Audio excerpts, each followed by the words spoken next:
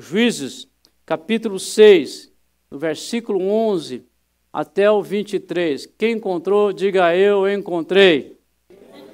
Então eu faço a leitura em nome do Senhor Jesus.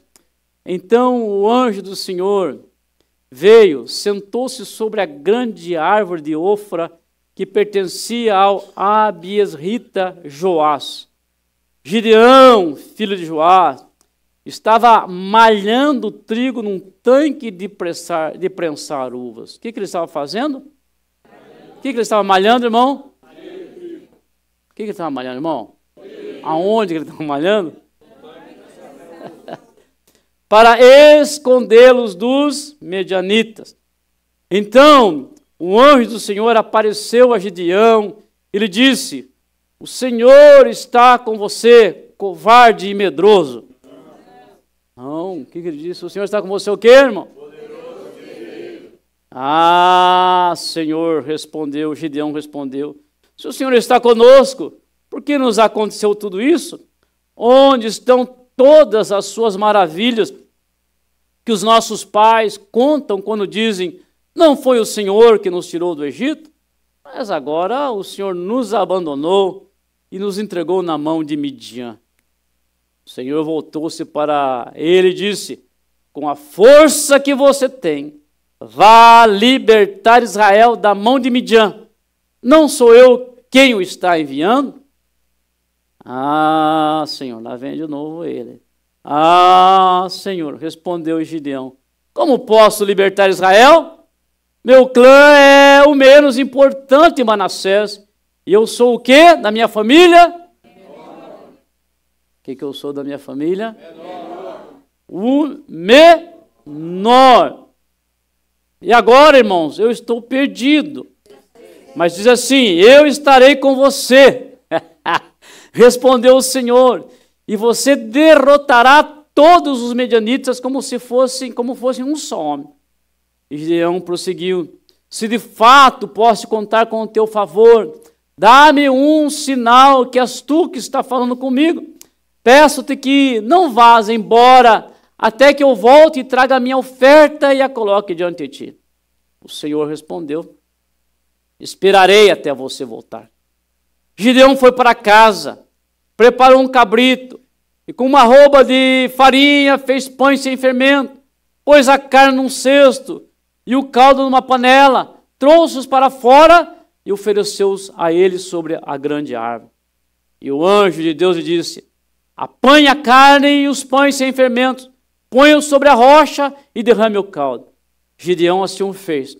Com a ponta do cajado que estava em sua mão, o anjo do Senhor tocou a carne e os pães sem fermento.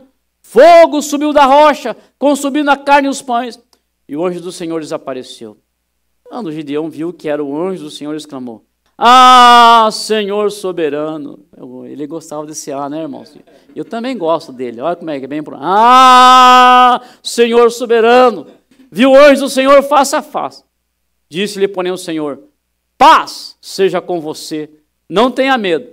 Você não morrerá. Paz seja com você. Não tenha medo. Você não morrerá. Fecha sua Bíblia e me dê atenção, por favor. O texto lido mostra o que foi a chamada de Gideão. Este homem que foi tremendamente, poderosamente usado por Deus para libertar Israel no momento em que este povo estava sendo saqueado, subjugado pelos medianitas. O povo de Deus, claro, você vai ler na sua casa, com certeza, todo o texto, toda a história, mas o que nós sabemos é que o povo de Deus estava numa situação crítica por ter se distanciado dele. O povo tinha se distanciado e entrou aí numa situação crítica, vendo um momento complicado. Gideão, conforme nós sabemos, com um exército de apenas 300 homens. Quantos homens, irmãos? 300. Quantos homens, irmãos? 300.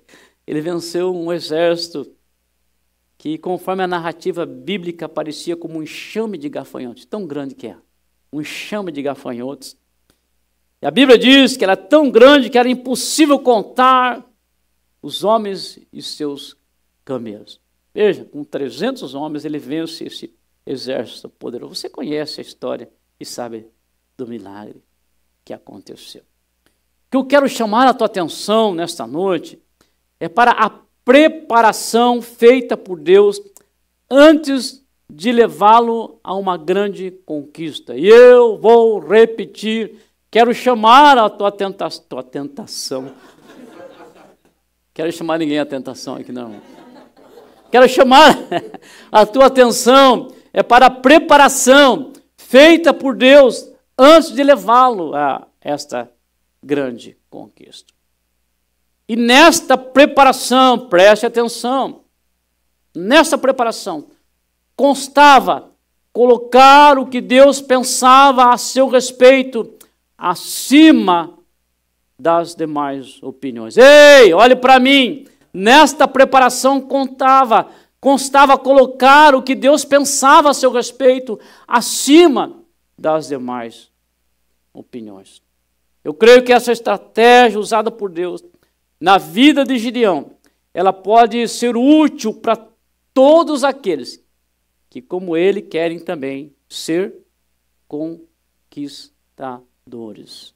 Eu só prego se você confirmar para mim com um amém que você quer ser um grande conquistador. Amém. Tem um irmão que está dormindo, ele não acordou, você tem que gritar esse amém para ele acordar. Eu só prego se você confirmar para mim com um amém que você quer ser um grande conquistador. Amém. O irmão acordou, então nós podemos continuar. Por isso, nessa noite, eu quero falar que é a opinião de Deus é o que deve prevalecer. Escute, é a opinião de Deus que conta e que deve prevalecer sobre a sua vida. Vou repetir.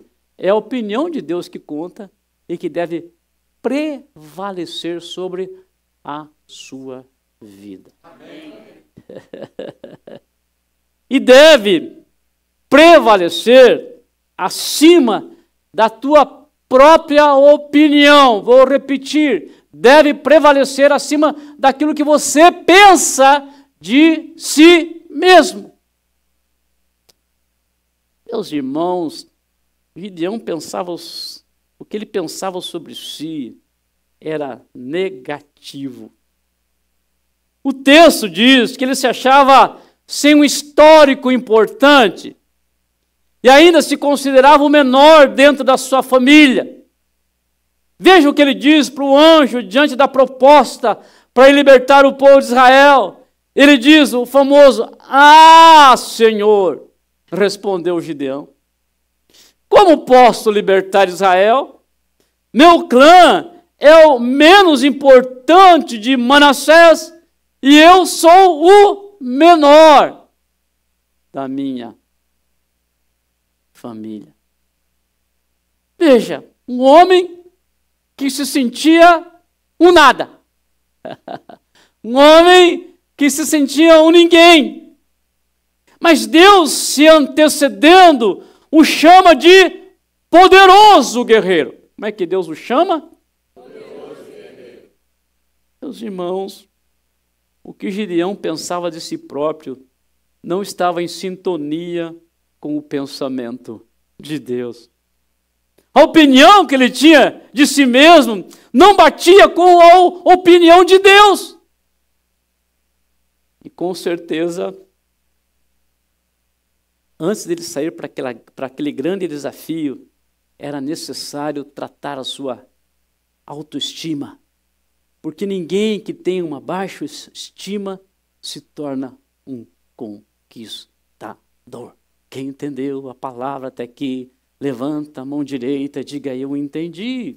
E eu vou repetir. Escute, com certeza. Antes de ele sair para aquela grande conquista, para aquele grande desafio, era necessário tratar a sua autoestima, porque ninguém que tem uma baixa autoestima se torna um conquistador. Meu amado e meu querido irmão, eu jamais incentivo o orgulho. e a prepotência. Diga graças a Deus por isso. Eu repito e você diz graças a Deus que me convença. Eu jamais incentivo o orgulho e a prepotência. Outra declaração para você dizer graças a Deus, eu vou ensinar sempre, vou ensinar sobre humildade, sobre simplicidade. Tem gente que perdeu. Eu sempre vou ensinar sobre humildade e sobre simplicidade. Graças a Deus. Mas sem ignorar a necessidade que temos de nos valorizar, de saber quem somos em Deus e de entender que o que Deus pensa a meu respeito é mais importante do que a minha própria opinião. Escute outra declaração. Se a arrogância e a prepotência não combinam com um cristão, tampouco a autocomiseração. Eu repito, pela importância. Se a arrogância e a prepotência elas não combinam com um cristão, tampouco a autocomiseração. E nós precisamos sempre contra-atacar esse sentimento, porque esse sentimento nos impede de conquistarmos aquilo que Deus tem para as nossas vidas. Esse sentimento de coitadinho. Você pode dizer comigo, eu não sou um coitadinho? Não, com a mão levantada, a mão direita, irmão, mão direita, diga, eu não sou um coitadinho. Esse sentimento de coitadinho, ele acompanha algumas pessoas e junto com ele também a mediocridade, a miséria. Nós podemos falar aqui, claro, de gente acompanhada por esse sentimento de coitadinho. Você já viu gente assim, irmão? Que acha que é um coitado? Quem já viu gente assim? Levanta a mão. Você não viu aqui nesta igreja. E nem na igreja do vizinho, que eles são meus amigos. Uma outra igreja que você viu por aí. Mas por aí está gente, cheio de gente que se acha um coitadinho.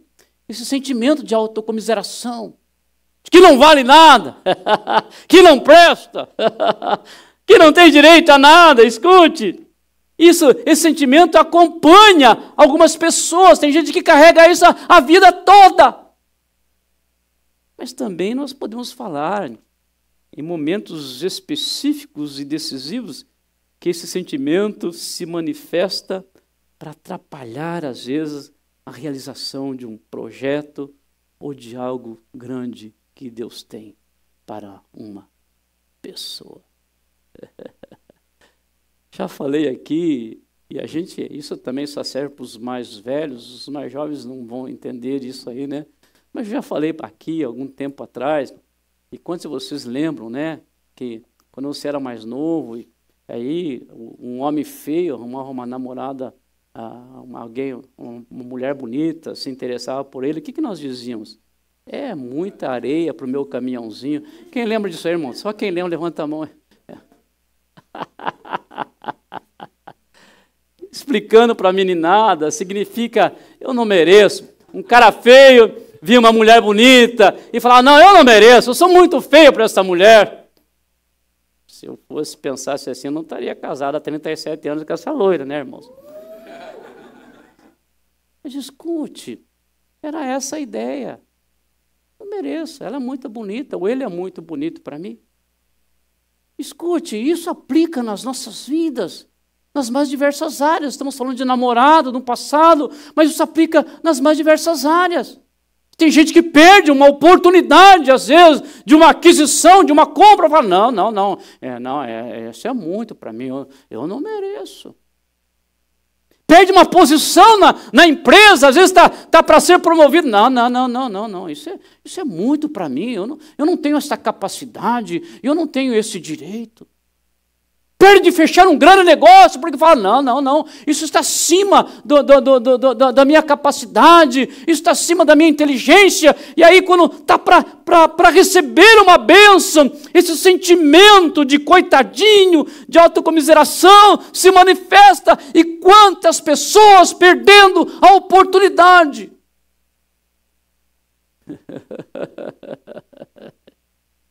Irmão, escute, lembre-se, o que Deus pensa ao teu respeito é o que deve prevalecer. Mesmo quando você estivesse sentindo um nada, um ninguém. Porque é uma coisa que eu também já preguei aqui. Tem manhã que você acorda, né? Acorda cedo e você se sente dono do mundo, não é assim, irmão? Aquela manhã que você está animado e você sai para trabalhar e você acorda e você fala, nossa, hoje eu vou arrebentar a boca do balão. Mas tem dia que você acorda, meu amigo, e você não quer nem olhar no espelho. Será que é só eu que acontece comigo? Só comigo acontece isso? Só comigo? Levanta a mão, que é para com quem acontece. Claro que tem. Ser humano! Mas é nesses momentos, irmão, é que você tem que lembrar o que Deus pensa de você. Gideão estava lá, eu não sou ninguém, sou o menor. Estava se sentindo um ninguém. E o que Deus diz para ele? Você é um poderoso guerreiro, com a tua força vai libertar o meu povo. E Deus fez do homem que se sentia um ninguém, um grande libertador. Meu amado e meu querido irmão, você deve, nesta noite, escute, contra-atacar o sentimento complexo de inferioridade. Escute com a declaração feita por Deus a Gideão. O Senhor está com você, poderoso guerreiro. Ei, olhe para mim. Você deve contra-atacar o sentimento complexo de inferioridade com essa declaração. O Senhor está com você, poderoso guerreiro. Tem uma coisa boa para acontecer e você está comendo. Está com você, poderoso guerreiro. Vai fechar um contrato que quem sabe você acha, eu não vou dar conta. Deixe o Espírito Santo de Deus ministrar no teu coração. O Senhor está com você, poderoso guerreiro. Vai para uma entrevista de trabalho e quem sabe está amedrontado, assustado, com medo do teu inglês, do teu sotaque, ou questão de documentação. Deixa o Espírito Santo ministrar no teu coração. O Senhor está com você, poderoso guerreiro. Eu não sei para quem eu ministro, e quem sabe você acordou mal nesta manhã, e está aqui mal nesta noite. Escute esta palavra. O Senhor está com você, poderoso guerreiro, e vai te fazer um grande conquistador. E se você crê nesta palavra, dê um aplauso forte para o Senhor Jesus.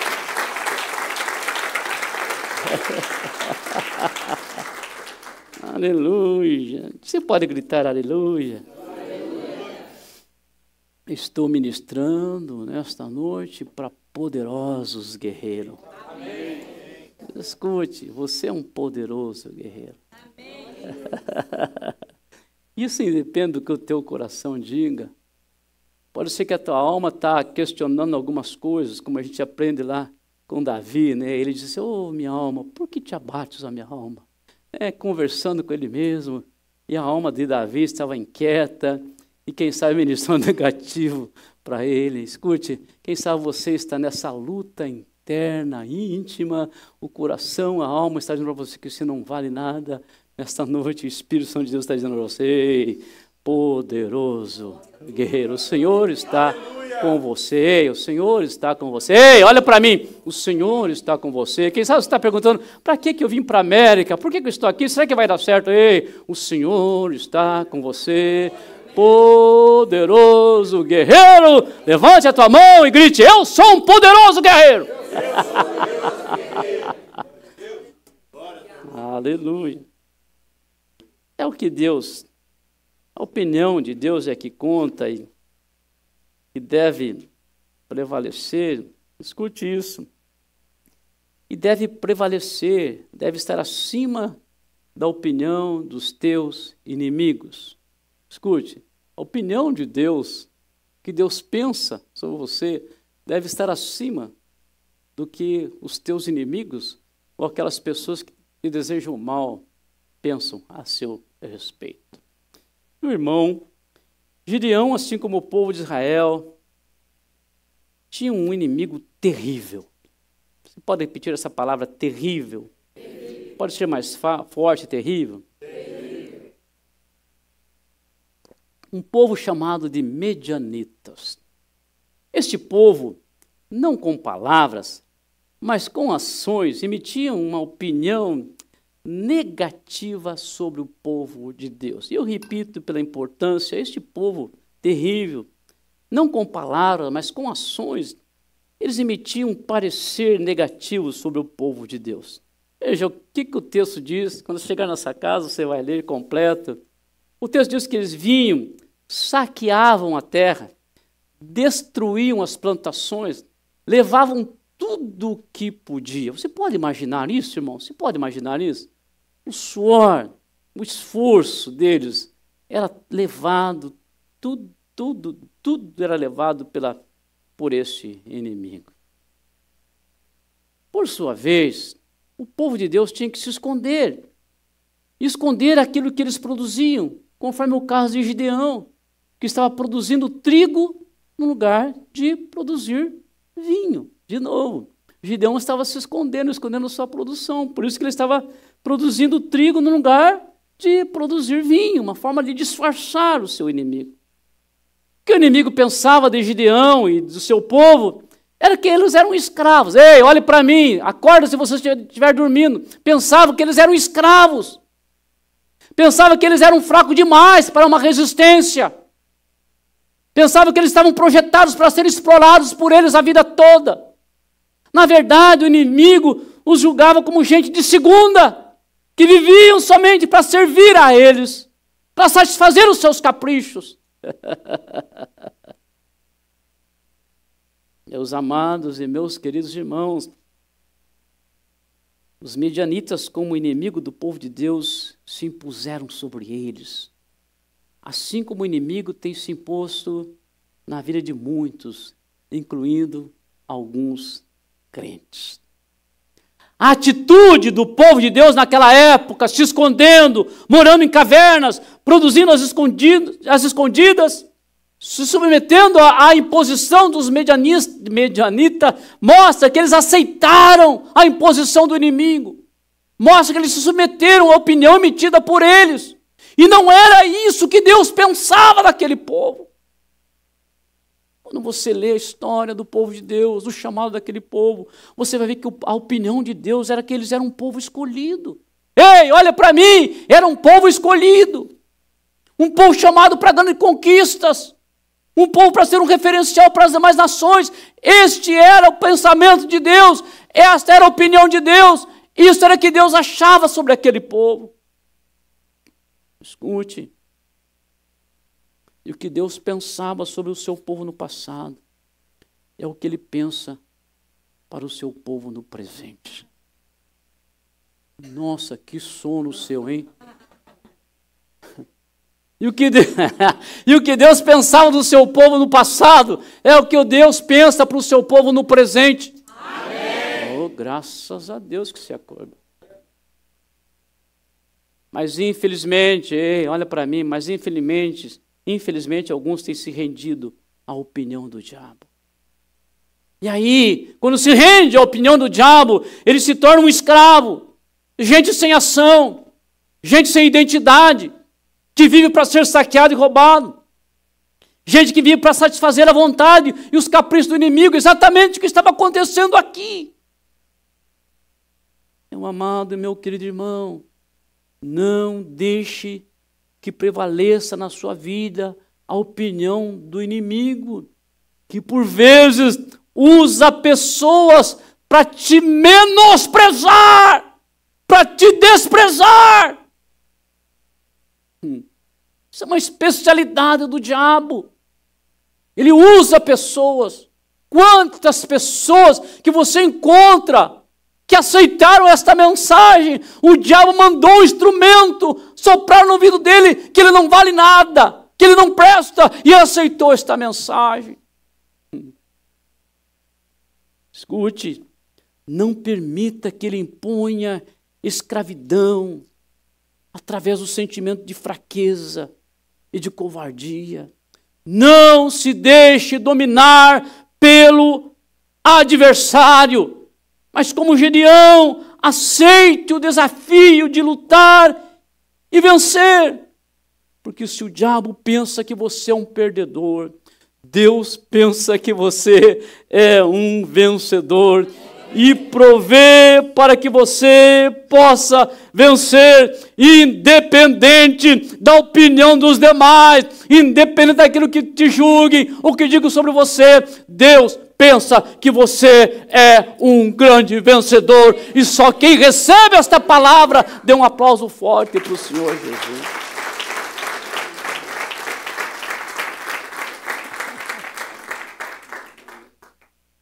Meu amado, meu querido irmão, quantos soldados de Cristo está por aí, teve o seu potencial abafado por uma opinião do inimigo. E eu prego isso com tranquilidade, porque são 30 anos de ministério. Quantas vezes eu vi, às vezes, uma mulher não consegue se levantar, porque às vezes num relacionamento tóxico, um homem disse para ela que ela não valia nada, e ela aceitou. Quantas vezes eu me deparei com um homem que também num relacionamento mal feito, recebeu uma mensagem de uma mulher que disse que ele não prestava, que ele não valia nada, que ele não tinha competência, e este homem aceitou, e aquele grande potencial foi abafado. Escute, uma vez eu recebi no meu escritório um homem que esteve conosco há muitos anos atrás. E sabe de uma coisa? Ele recebeu uma mensagem de um pastor, de um líder religioso, que ministrou negativo para aquele homem. E aquele homem sentou no meu escritório desesperado, porque, escute, ele teve o seu potencial abafado por um líder religioso. Quantas pessoas que às vezes um professor disse uma coisa negativa, alguém do seu lado, um inimigo disse uma coisa negativa, um pai, uma mãe desavisado falou alguma coisa negativa, e a pessoa assumiu aquela condição. E ela falou, ele falou que eu não presto, ela falou que eu não sirvo, e eu não presto, eu não sirvo. Ei, meu amado e meu querido irmão, escute, eu quero dizer para você, o que os outros pensam de você não é o que Deus pensa, porque Deus pensa que você é um grande vitorioso, você foi projetado para viver uma vida abençoada. Escute, não aceite, não importa aquilo que o diabo soprou no teu coração, saia nesta noite, sabendo que o que Deus pensa de você é que você é um grande vencedor. Amém. Quem crê, dê um aplauso forte para ele.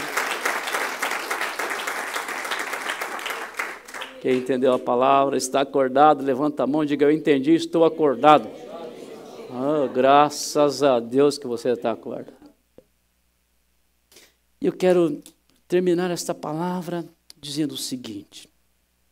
As opiniões, ei, olha para mim, importante. As opiniões, elas são inevitáveis. Tem como. Você sempre vai ouvir opinião. Seu respeito. Quer experimentar isso? Quer experimentar isso? Venha para o ministério. Venha ser pastor para você ver como tem opinião. Eu cheguei a um ponto com 64 anos hoje, com 30 de ministério, que hoje em dia eu já nem recebo mais. Se alguém quiser pedir uma opinião, quem quiser, às vezes, algumas opiniões, eu falo, irmão, não aceito. Não quero mais. Mas escute, está por aí. São inevitáveis. Elas fazem parte.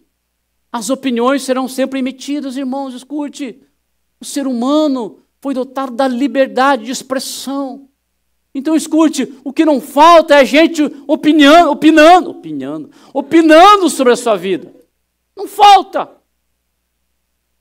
Agora, o que deve contar sempre é o que Deus opina sobre você. O que Deus pensa sobre você. Ei, olhe para mim. O que Deus pensa sobre você. Ei, olhe para mim. O que Deus pensa a seu respeito é muito mais importante. Independente do julgamento dos demais, ou das mensagens desmerecedoras do inimigo, o mais importante é o que Deus pensa.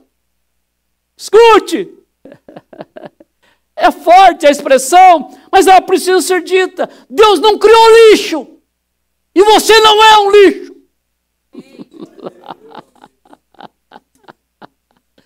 Por mais que às vezes, quantas pessoas que receberam esta palavra. Escute isso. Nós cantávamos antigamente um hino. Eu não sei quantos de vocês lembram. Eu tenho medo de cantar aqui porque de repente pode alguma gravadora escutar e que me chamar para gravar.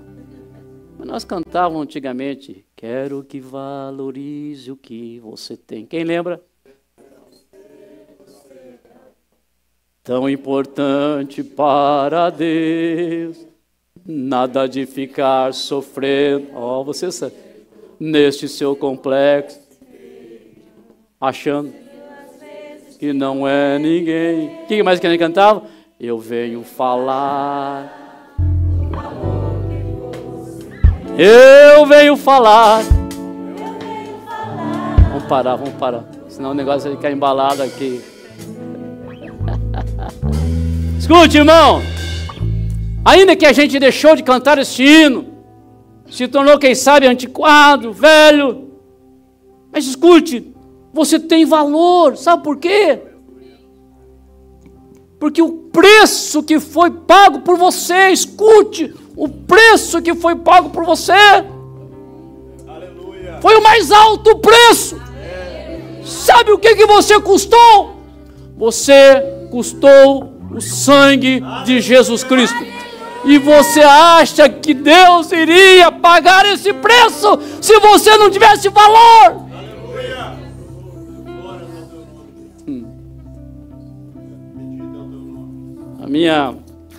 Você já conhece tudo sobre a minha vida e às vezes já se tornou até uma repetição. E eu tenho que repetir aqui, porque quando eu repito lá em casa, a Suzana fala: de novo, pai? Mas a minha adolescência, acho que meus 13 anos até os 18, eu trabalhei numa relojoaria. E lá tinha joias finas. E lá tinha relógios caríssimos de ouro. Na minha época, o famoso Rolex. Quem conhece? Quando chegava alguém para ver um Rolex, o dono não expunha no balcão. Levava para a sala, fechava a porta, abriam aquele pano preto dele para expor os Rolex. Custava uma fortuna. Eles pagavam caro por aquilo, Rogério. Muito caro. Pagava caro porque aquela peça, aquela joia, aquele relógio tinha valor, Lelê. Aí quando Deus foi pagar por você, escute isso. Oh.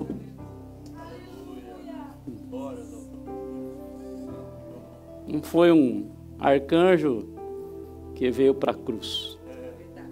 Não foi um serafim, ainda que eles tenham seu valor, não foi um serafim que veio para a cruz. Não foi um grande profeta.